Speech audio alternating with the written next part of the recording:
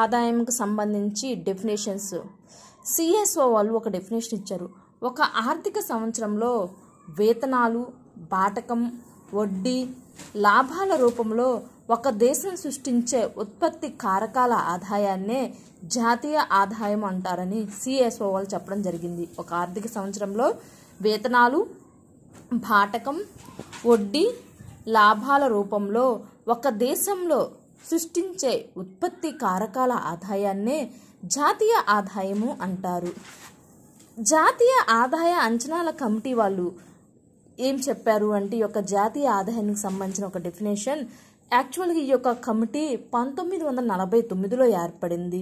దీని యొక్క first report 1951లో ఇవ్వడం జరిగింది. సెకండ్ రిపోర్టు 1954లో ఏర్పడింది. ఈ కమిటీలో ఉన్న వాళ్ళు పిఎస్ మహల్నోబిస్, డిఆర్ గాడ్గిల్. ఒక వస్తువును 2 సార్లు విలువ కట్టకుండా జాగ్రత్త పడుతూ తయారైన అన్ని వస్తు సేవల అంతిమ విలువనే జాతీయ ఆదాయము అంటారు. ఒక వస్తువును 2 సార్లు విలువ కట్టకుండా జాగ్రత్త పడుతూ తయారయ్యే అన్ని వస్తు సేవల అంతిమ విలువనే జాతీయ ఆదాయము అంటారు. మార్షల్ ఏం చెప్పాడు అంటే ఒక దేశంలో శ్రమ, మూలధనం కలిపి సహజ వనరుల సహాయంతో ఉత్పత్తి చేసే భౌతిక, అభౌతిక వస్తువుల నికర విలువనే జాతీయ ఆదాయము అంటారని మార్షల్ తన ప్రిన్సిపల్స్ ఆఫ్ ఎకనామిక్స్ బుక్లో రాయడం జరిగింది. ఒక దేశంలో శ్రమ, మూలధనంతో కలిపి సహజ వనరుల యొక్క సహాయంతో ఉత్పత్తి చేసే, అంటే భౌతిక అంటే వస్తువులు, అభౌతిక అంటే సేవలు, వస్తువులు సేవలు ఉత్పత్తి చేసే వస్తువుల సేవల యొక్క నికర విలువనే జాతీయ ఆదాయం అంటారని మార్షల్ చెప్పడం జరిగింది. ఏసీ పిగు ఈయనేం చెప్పారు అంటే ద్రవ్య రూపంలో కొలవడానికి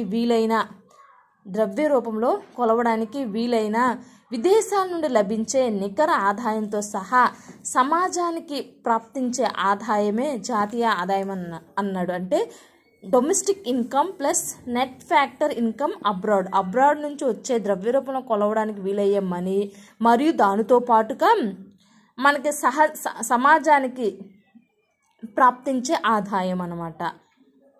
నెక్స్ట్ ఫిషర్ అనే అతను ఏం చెప్పాడంటే అందరు ఆర్థికవేత్తలు ఉత్పత్తికి ప్రాధాన్యం ఇస్తే ఫిషర్ మాత్రం వినియోగానికి ప్రాధాన్యత ఇచ్చాడు. తుది వినియోగదారుల భౌతిక, అభౌతిక సముదాయమే ఈ యొక్క జాతీయ ఆదాయం అని పియానో ఓవర్ కోట్ని ఎగ్జాంపుల్గా తీసుకొని ఏం చెప్పడం జరిగింది. ఇంకా ఈ యొక్క జాతీయ ఆదాయం గురించి ఆధునిక నిర్వచనం చూస్తే ఆధునిక నిర్వచనం చెప్పిన వాళ్ళు సైమన్ కుజెట్స్ జాతీయ ఆదాయాన్ని అంచనా వేయడానికి చాలా వరకు సహాయ సహకారాలు అందించాడు. ఒక దేశ ఉత్పాదక వ్యవస్థ నుండి అంతిమ వినియోగదారులకు ఒక సంవత్సర కాలంలో ప్రవహించే నికర ఉత్పత్తి విలువనే జాతీయ ఆదాయం అంటారని చెప్పడం జరిగింది. ఒక దేశ ఉత్పాదక వ్యవస్థ నుండి అంతిమ వినియోగదారులకు ఒక సంవత్సర కాలంలో ప్రవహించే నికర ఉత్పత్తి విలువనే జాతీయ ఆదాయం అంటారు. జేఎం కిన్సీ ఈయన స్థూల ఆర్థిక శాస్త్ర పితామహుడు. సమిష్టి వ్యయం గురించి తెలియజేసేదే జాతీయ ఆదాయం అన్నాడు. ఉత్పత్తి కారకాల విలువనే జాతీయ ఆదాయం అంటారు. మొత్తం రాబడి నుండి వ్యయంను మినహాయిస్తే వచ్చేదే జాతీయ ఆదాయం అంటారని ఆయన చెప్పడం జరిగింది.